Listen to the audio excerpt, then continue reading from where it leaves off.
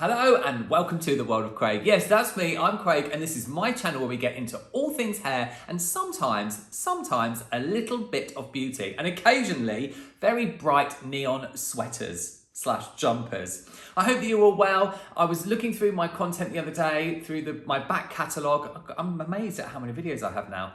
And I realised that I started a series last year called Hair Colour Facts. And there was only ever one episode. And the great thing about these platforms, my digital platforms, Instagram and here, is that you ask me questions and I can reply to them.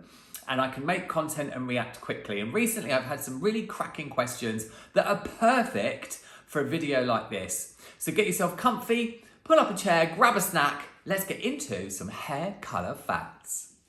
Teeny weeny bit of housekeeping before we get into my first hair colour fact, which is actually a bit of myth busting. I love a bit of myth busting. And that is that if you enjoy this video, you know what to do. Please give it a like. And if you want to see more what's coming, the rest of what's coming here on my channel, I've got loads of stuff in the pipeline. I've already got some videos in the bag. Then make sure you subscribe if that's what you want to do and hit the bell to turn on your notifications. You have to do that, otherwise you won't see what's coming. I have a super strict policy here on YouTube that if you comment, I will always reply to you, whether you're a consumer or a hair pro, it's a question or just a lovely comment. We like lovely comments. I will always reply to you. People are always amazed when I do reply to them, but that's what social media is about, for me anyway, and I want to be able to share what I know with you so that you can do the best you can with whether you're doing your hair at home or whether you're a hair pro. Okay, let's get into our first hair fact. Okay, it's fact number one. Let's bust that myth, if you like. And this was a lovely comment on a recent video, which was about Shades EQ Gloss, okay? Where I actually showed you the results of applying it to damp hair, dry hair, and different processing times, etc. I will link that down below in the description box. Now, the comment was that this person had been told, and I get this quite a lot, I've had this over the years, that if you apply toners or glosses to damp hair, it means that the porosity of the hair is evened out before you apply the product. Well, that's not a fact, I'm afraid, and that isn't true. There are some instances with express tones, like the Pravana express tones. I think that the Guy Tang My Identity ones are the same in that they do go onto damp hair, and that's because it's a very pigmented product.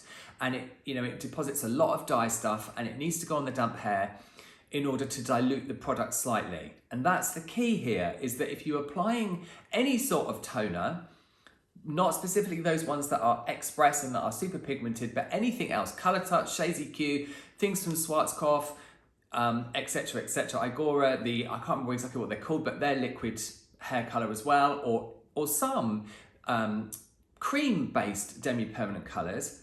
Water will dilute the product, but it doesn't even out the porosity of the hair, okay? Really, as well, if you're leaving a lot of water in the hair, then there could be minerals in the hair, there could be salts in the hair, there could be, lots of different things in the water that could interfere slightly with the development of the colour. There are some fantastic products that even out porosity. A lot of brands have their own product that you use before applying a colour, and that's all good. Personally, I use K18 leave-in mask. I towel dry the hair. If I'm going to apply to damp hair, I would towel dry the hair very much, and then I would and then I would apply some K18 mask, wait 4 minutes, and then I would go in with my toner formula. 8 times out of 10, I'm not applying to damp hair because that's just how I like to colour my hair myself. But if you are applying to damp hair, that's totally fine, and I'm not saying that that's wrong. I just want to kind of dispel that myth, if you like, of applying toners or glosses or demi-permanent colours to damp hair means that the water will even out the porosity. It won't.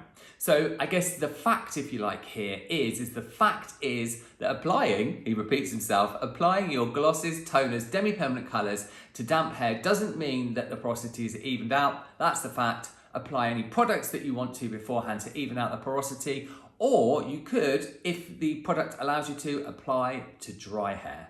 Simple. Now moving on, let's have a little bit of background, and this is all about hair colour removers, something that comes up again and again, and I've had some questions on this recently, so it was fantastic to be able to include it in this video. You have 2 different main sorts of hair colour removers. Just to very briefly mention, I'm not talking about Malibu CPR, put your teeth in, Craig. It's a great product. There's no chemical reaction with Malibu CPR. I know it's very popular. It's not so popular over here, but I know it's very popular in the US. I have used it. I do like it, but it's not going to shift a lot of product, a lot of color molecule from the hair because it in my opinion, all opinions are my own, because there's no chemical reaction happening. So, but I'm talking about the two main types, okay?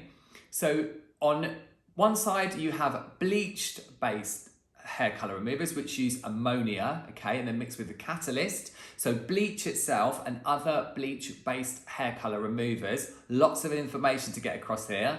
I want to make sure that I get my facts right. And then on the other side, you have sodium oxymethylene, okay? And these color removers are the ones that are two-step, the ones that smell really horrible, okay?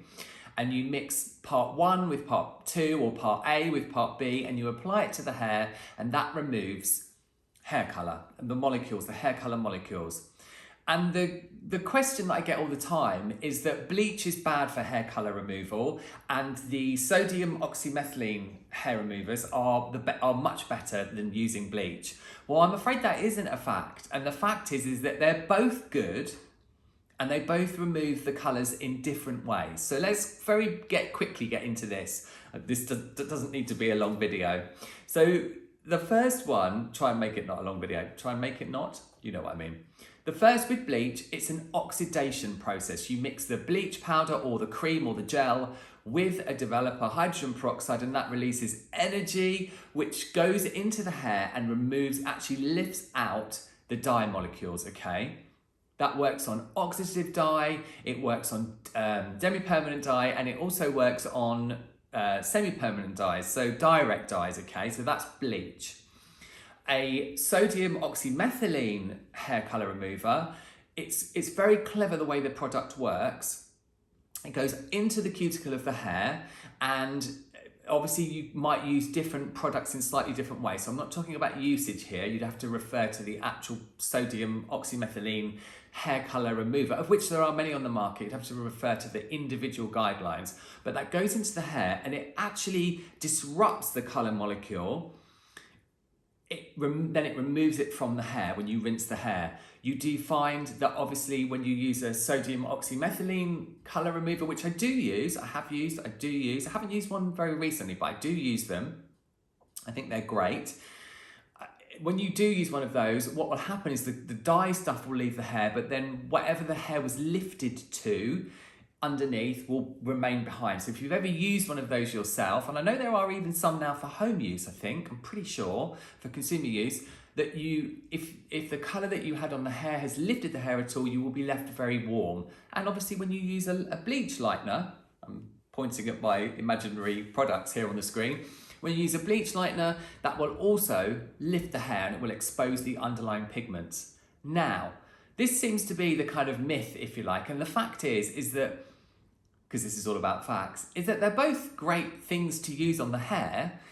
And bleach, obviously, if you abuse it, if the hair is already sensitized, etc., then you can damage the hair. And the way that bleach works, ultimately, if you leave bleach on the hair for too long, or it's on hair that's very over processed, you will, remove too much of what the hair needs and the hair will be damaged, or worst case scenario, it will disintegrate.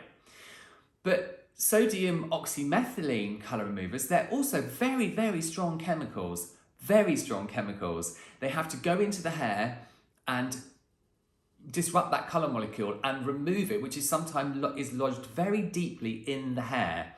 And also, the chemical reaction that takes place with a sodium oxymethylene color remover is quite full on, so they both have their place. I will often use a sodium oxymethylene color remover first in the first round of lightening. If I was, say, for instance, doing something that was very dark and they wanted to ultimately be very light, I would do that on the first process and then tone the hair, they would go away, then come back, and then I might do some lightening in the second round of processing. So they're both really brilliant products and they're both very warranted. It's worth remembering that a sodium oxymethylene color remover will not remove direct dye because the direct dye is stained on the top of the hair and it doesn't actually have a color molecule. So you do need to use an ammonia-based dye remover, colour remover, you know, something that, you know, has bleach in it, an ammonia-based product in order to remove direct dye. And I think the thing to remember with bleach is that, and a lot of people turn to the sodium oxymethylene remover because they're a bit frightened of lightener, but I have plenty of videos here on my channel that explain how to remove colour using bleach effectively, which is what I would use. I wouldn't use a specific ammonia-based colour remover, I would just use bleach and peroxide. But I have lots of videos on here that talk about ratios, and ratios when using bleach to remove hair colour is key. I mean, it really is the thing that makes all the difference. So the fact of that is, that was a lot of information. The fact of that is that sodium oxymethylene colour removers and bleach-based or bleach colour removers, they're both good. We're here for all of them. They must be respected and you must follow manufacturers' guidelines when you're using them. And if in doubt, strand test always. But the fact is they're both brilliant colour removers. Just briefly, I'm not entirely sure if I mentioned in that very long clip whether permanent hair colour, it sits in the cortex of the hair. Okay, so permanent hair colour molecules sit deep within the cortex of the hair, and bleach, imaginary, would lift that out, and the sodium oxymethylene colour remover does the same thing. So it removes the hair colour from the cortex. I mean, of course, we all knew that, didn't we? But I just want to make sure I got that in there. Time for one more, and this is a speedy one, but it is something I do get comments and questions about, and that is that does hair colour take faster on finer hair? There's also a hack coming up, a little top tip in a second. And the fact is that no, hair colour does not take faster on finer hair.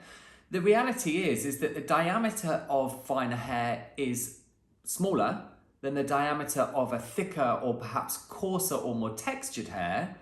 So it fills up faster, if you like, the cortex of the hair. And I'm talking specifically here about permanent hair colour, oxidative hair colour, in that because the diameter of that finer hair is smaller, it just fills up faster.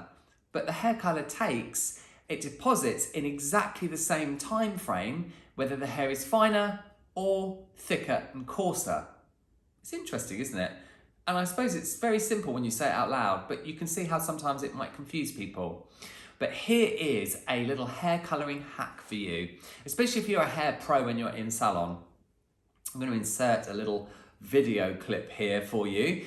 I pretty much 100% of the time will mix up two formulas when I'm applying a permanent colour, especially if I'm doing grey coverage on my clients who have a lot of grey around the hairline. And I do a lot of grey coverage in salon because a lot of my clients are a similar age to me and have grey hair that they want to cover. I do use a lot of demi-permanent colours for grey coverage, but this is what I do if I'm covering grey hair, and I do this, like I said, pretty much 100% of the time. I'll mix up my two formulas. For example, on the back of the hair, I'm using a level 6. Let's just say a level 6, okay? Then the formula that I use on the front hairline, on the very front section, about 3/4 of an inch back, will be a shade lighter. And that is because it applies to this hair colour fact. The hair in the front area of the hairline is always finer in texture. So that means it accepts, the colour quickly and fills up the hair quickly. So if you mix up a slightly lighter formula that goes around that very, softer, finer hairline area, and that is the case on most hair, even if someone's hair is very thick and coarse, it will always be slightly finer at the hairline, most of the time, generally speaking, covering himself. If you mix up a formula that is just one shade lighter, then you will find that the colour around the face will match the colour at the back, as opposed to the hair being slightly overfilled and looking slightly deeper or darker. So top tip, shade 6 at the back, for example, or let's say a shade 5, level 5, and then at the front, you would use a level 6. It does mean you have to mix up two formulas, but I'd only mix up a tiny amount of the formula that I need at the front, as much as you need to cover efficiently, sufficiently, and efficiently. And that way, you get the same level of deposit, or the same amount of deposit, if you like, on both areas of the hair. So the fact is that finer hair doesn't take faster with hair colour, it just fills up quicker and therefore the deposit is over sooner. Simple. So that's it for episode 2 of this lost series, Hair Colour Facts. Now, if this is something that you've enjoyed and you would like to see more, then of course, please let me know by liking this video, but also you can let me know in the comments down below and maybe leave a question, or maybe you have a hair colour fact that you would like to share, and it might end up in the next episode, because I'm not going to forget about this series now, the next episode of this series.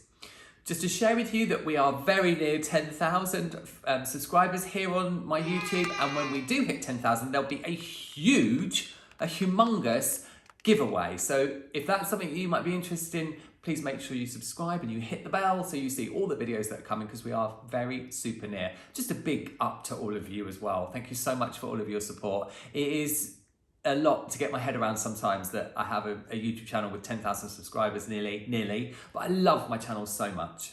I have an Instagram which is packed full of my hair day to day, lots more content on there, and also there is tons on here on my YouTube. There's hair color tutorials, there's hair color theory series, there's, you know, full processes, product reviews, there's tons of stuff on here. I love my YouTube so much, as I do all of you that support me on here. Until the next time, you all take lots of care, and I'll see you in the next one.